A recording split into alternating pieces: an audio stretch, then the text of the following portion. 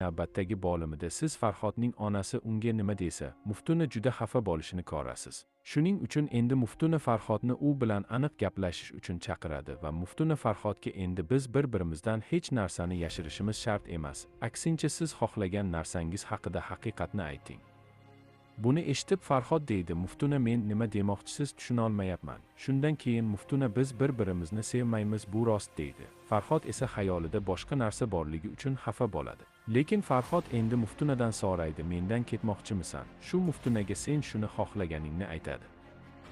Chunki men senga to'g'ri kelmaydi va baribir onang meni yoqtirmagan bo'lsa kerak. Shu Farhod deydiki, Muftuna, onam senga bir narsa aytdimi? Men u bilan gaplashishim mumkin. Shu haqida Muftuna aytadiki, endi oramizda hech narsa bo'lmaydi, men buni o'zgartira olmayman, shuning uchun meni unutishing kerak. Buni aytib Muftuna keta boshlaydi, lekin Farhod uni to'xtatadi. Do'stlar, agar sizga video yoqqan bo'lsa, videoga like bosing va kanalga obuna bo'ling.